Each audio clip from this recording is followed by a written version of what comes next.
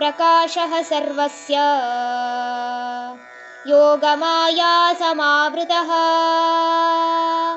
ಮೂಢೋಯಂ ನಾಭಿಜಾನಾತಿ ಲೋಕೋ ಮಾಮಜಮವ್ಯಯಂ ವೇದಾಹಂ ಸಮತೀತಾನಿ ವರ್ತಮಾನಾನಿ ಚಾರ್ಜುನ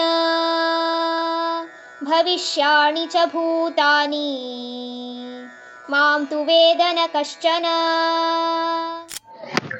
ನನ್ನ ಪ್ರಕಾಶಮಾನವಾದ ತೇಜಸ್ಸನ್ನು ಯೋಗಮಾಯೆಯು ಮಾಯಾಶಕ್ತಿಯಿಂದ ಆವರಿಸಿರುವುದರಿಂದ ಯಾವುದೇ ರೀತಿಯಾದ ಮೂಢ ಜನರಿಗೆ ನಾನು ಅನಂತ ಹುಟ್ಟು ಸಾವು ಇಲ್ಲದಿರುವವನು ಮತ್ತು ಎಲ್ಲರಲ್ಲೂ ಪರಮಾತ್ಮ ಅನ್ನೋ ವಿಷಯದ ಅರಿವು ಮೂಡಲ್ಲ ಅಂತ ಇಲ್ಲಿ ಭಗವಂತ ಹೇಳಿದ್ದಾರೆ.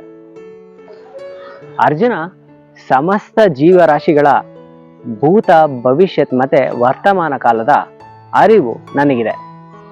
ಆದರೆ ಯಾರಿಗೇ ಆಗಲಿ ನನ್ನ ಬಗ್ಗೆ ಅರಿವು ಇರಲ್ಲ ಅಂತ ಇಲ್ಲಿ ಭಗವಂತ ಹೇಳ್ತಾರೆ.